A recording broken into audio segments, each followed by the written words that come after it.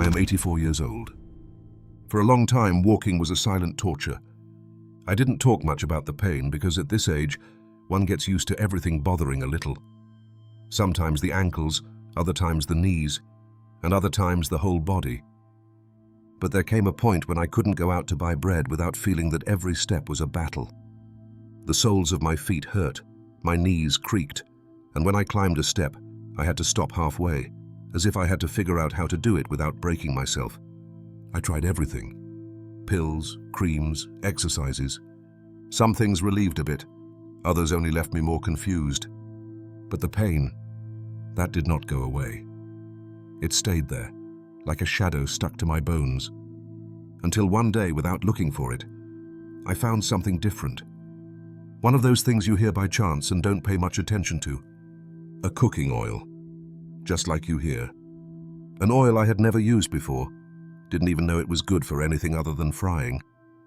At first, I wasn't convinced. I thought it was another nonsense people say around. But I tried it. A teaspoon every morning, without expecting too much. And with the days, I began to notice something.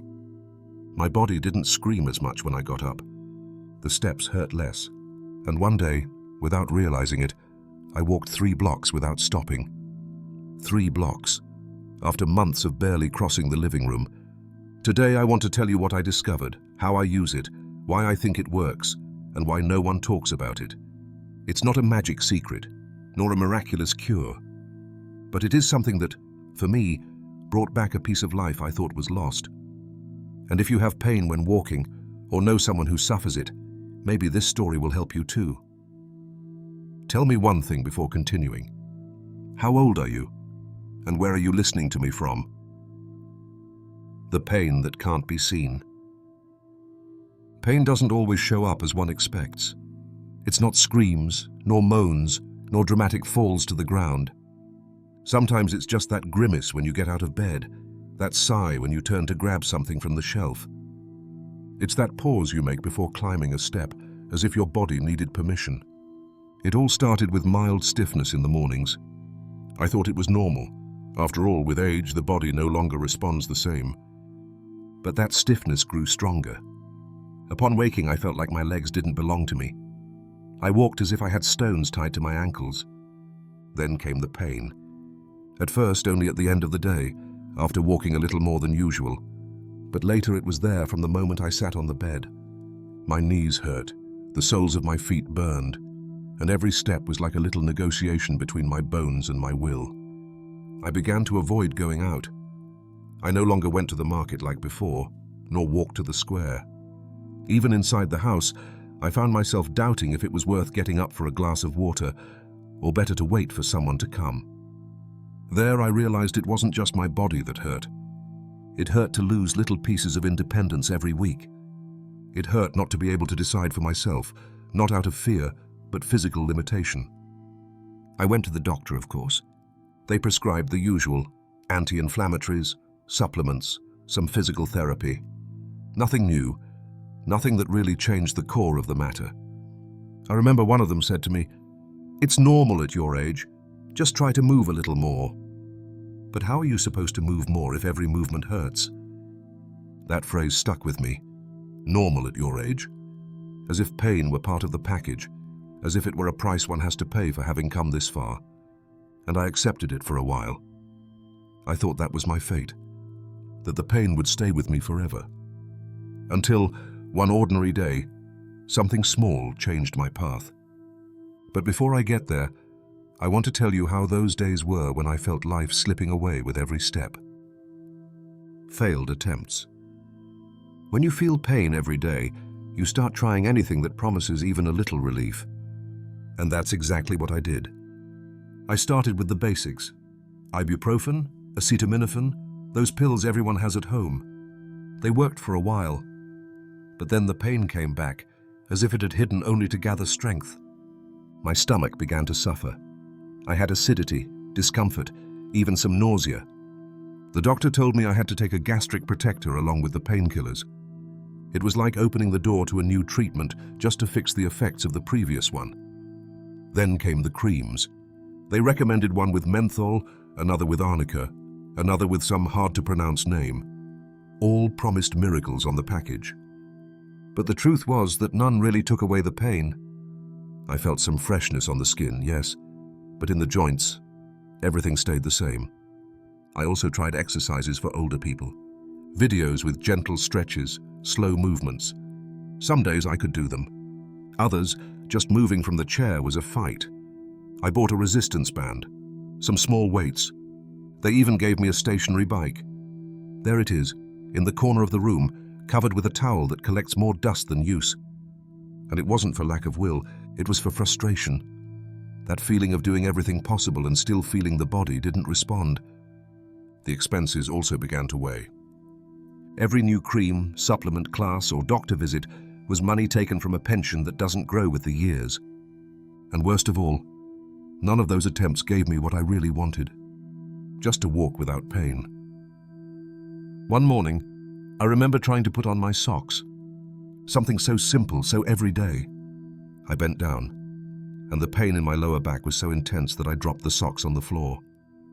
I stayed there, sitting, looking at my feet, sock in hand. And I cried. Not for the pain, but for the rage of feeling useless in my own home, for having to wait for someone to come help me dress. That morning I didn't speak to anyone. I drank my coffee in silence, with cold feet and an even colder soul. If you haven't lived that kind of helplessness, it's hard to understand. It's not just physical pain. It's the pain of losing small freedoms, of seeing how, little by little, life shrinks in your hands. The unexpected discovery. Sometimes answers appear where you least expect.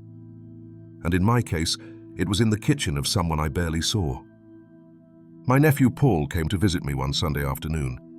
He lives in another town, works as a physiotherapist, and has always been very curious about all things natural. We sat down to have tea, and while talking, he noticed I got up slowly, that when I moved, I did it with my hands on my waist, looking for some relief. "Do your knees still hurt?" he asked me. "Every day," I answered. "I'm getting used to it." He said nothing else at that moment. He just looked at me with that mixture of pity and desire to help that one immediately recognizes. A few days later, he came back. This time he brought a small bottle in his hand. It had no label. It was dark glass with a cork lid, and the liquid inside was thick, a deep golden color. It had a strong, distinct aroma between toasted and earthy. "Uncle," he said, "I learned this from a woman in India when I was there for a conference.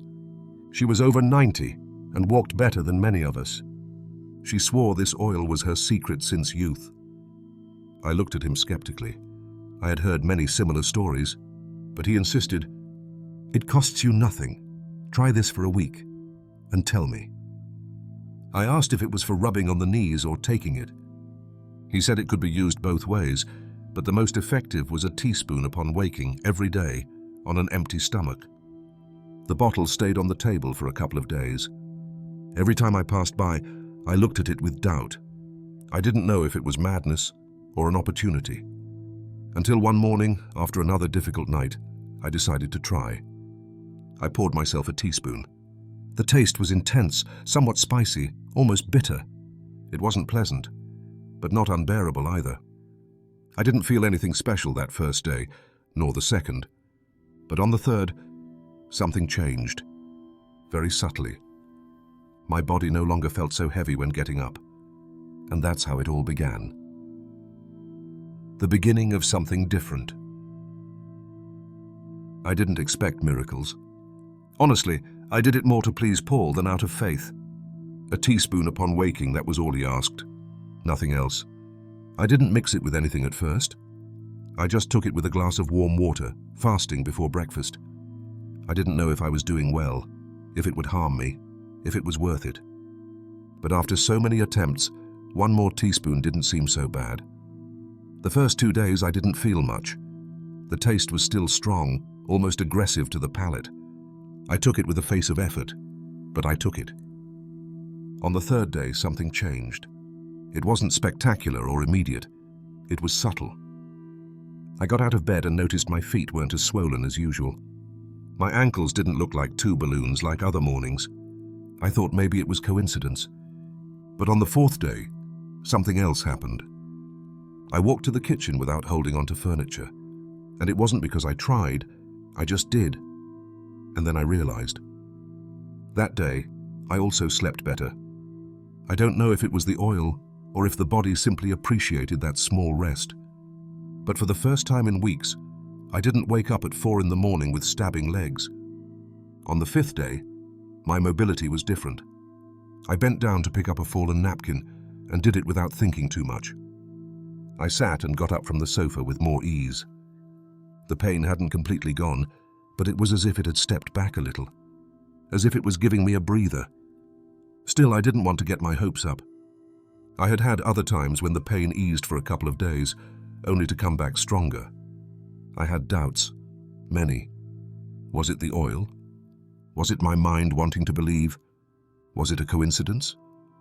I resisted believing something so simple could be helping me more than all those pills and creams together. But the truth is, I felt it in my body. And the body doesn't lie.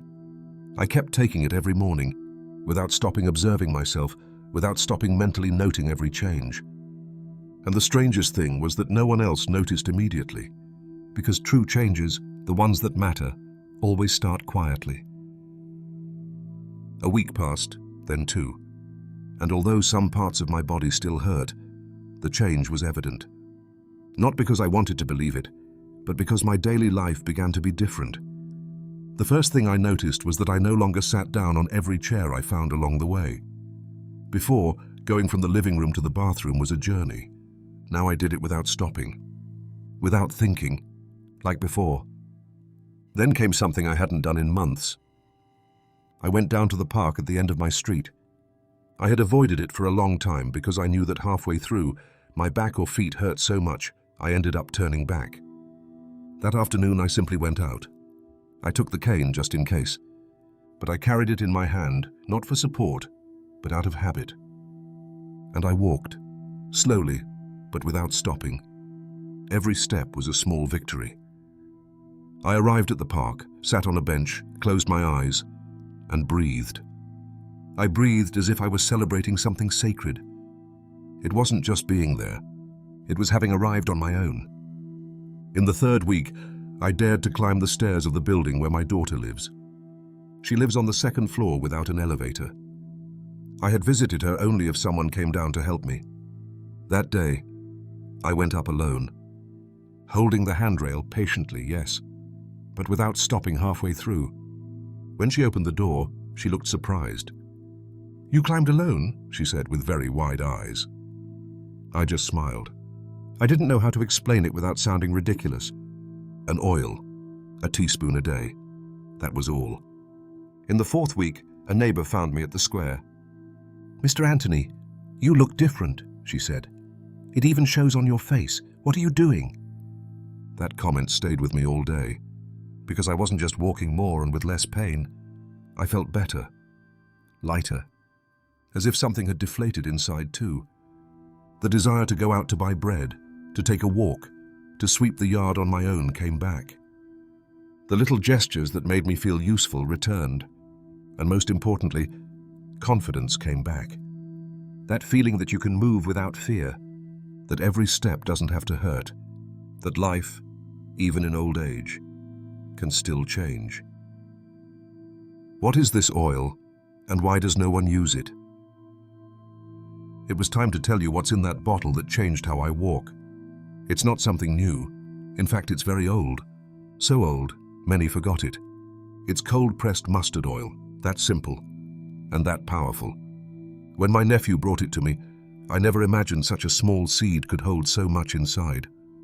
But this oil, used for centuries in places like India and Bangladesh, has been part of their traditional medicine to relieve joint pain, muscle pain, and circulation problems.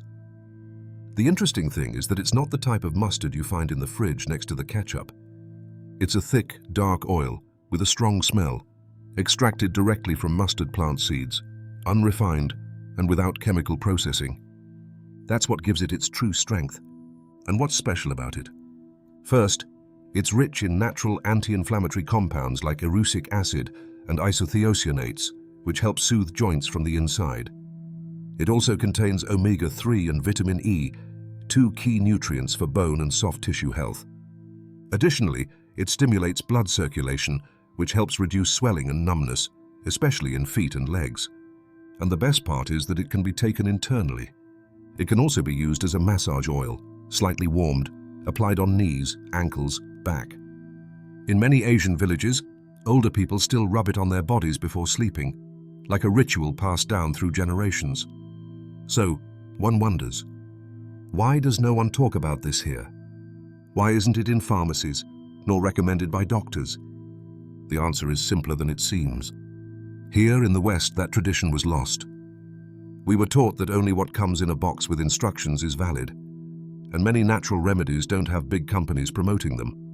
No TV ads, no doctors prescribing it, because it doesn't sell well when there's no brand behind it.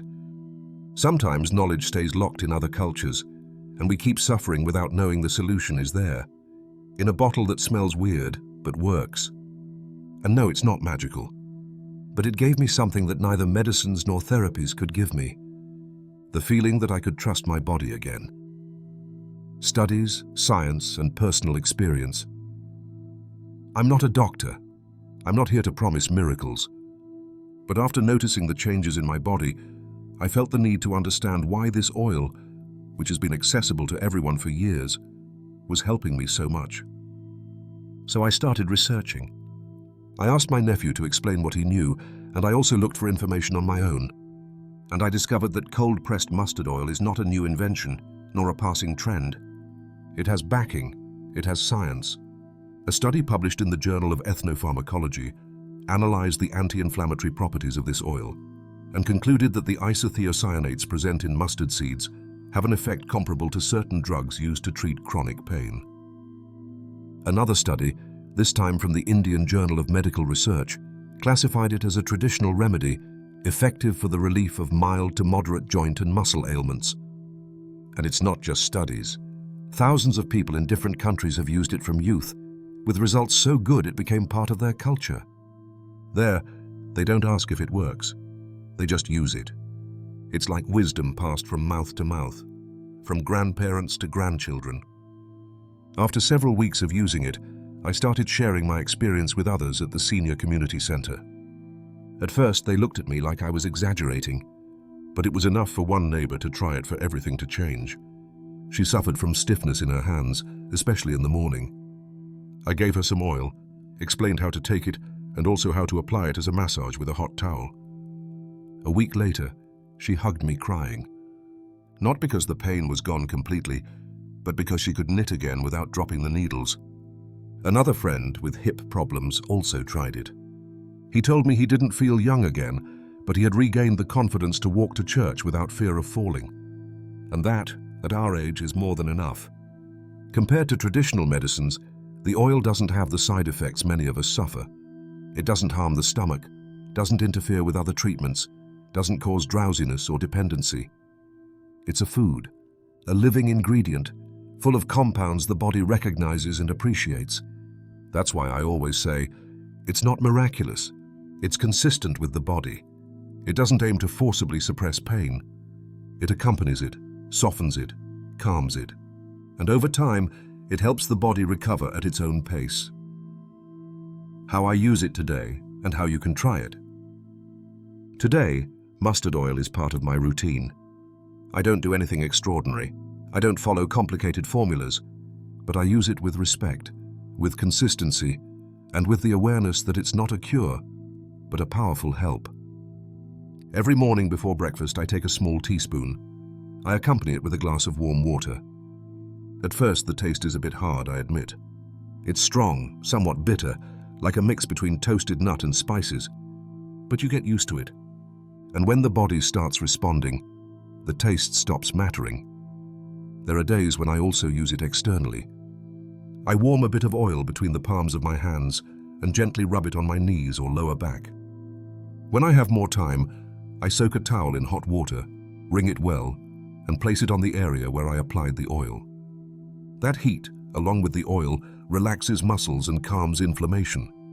If you decide to try it, keep something important in mind.